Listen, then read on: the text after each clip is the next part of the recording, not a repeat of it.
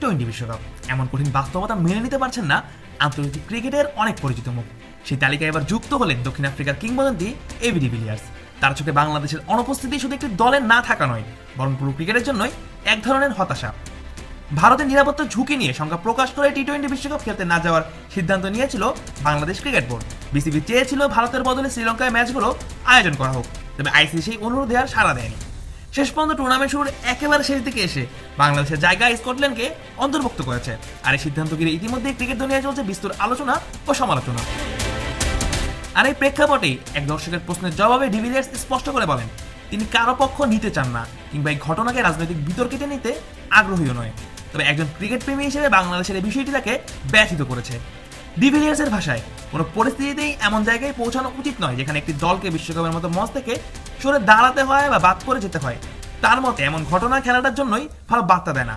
Cricket যে বিশ্বব্যাপী দর্শকপ্রিয় একটি খেলা, সেখানে মাঠের বাইরের জটিলতায় একটি দলের অংশগ্রহণ বন্ধ হয়ে যাওয়া খুবই দুঃখজনক। তিনি আরও ইঙ্গিত দেন সিদ্ধান্ত গ্রহণকারীদের এই ধরনের সংকট সমাধানে আরও দায়িত্বশীল ভূমিকা রাখা দরকার। ডিভিলিয়ার্স আগেও একাধিকবার ক্রিকেটের রাজনীতির প্রভাব নিয়ে অসন্তোষ প্রকাশ করেছিলেন, এবারও তিনি সেই অবস্থানেই অনড়। বাবা, এত এনার্জি কই পাও? এই পাওয়ার পাওয়ার চুমুকে অ্যাকশন। তার কথায় ক্রিকেটের সঙ্গে রাজনীতি জড়িয়ে পড়া তিনি একেবারেই অপছন্দ করেন, আর এই কারণেই পরিস্থিতি আজ এত দূর গড়িয়েছে বলে তিনি হতাশ। প্রসঙ্গত আগামী 7 ফেব্রুয়ারি ভারত ও শ্রীলঙ্কায় শুরু হতে যাচ্ছে টি-20 বিশ্বকাপ, আর বাংলাদেশের জায়গায় এখন বিশ্বকাপের সুযোগ পেয়েছে স্কটল্যান্ড।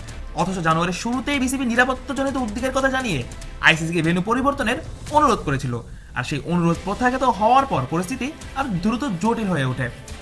এর আগে ভারতের কিছু গোষ্ঠীর তোলপাড়ে মুখে মুস্তাফিজুর রহমানকে আইপিএল থেকে সরিয়ে দেওয়ার ঘটনা বাংলাদেশের শিবিরে উদ্বেগ আরো বাড়িয়ে দেয়।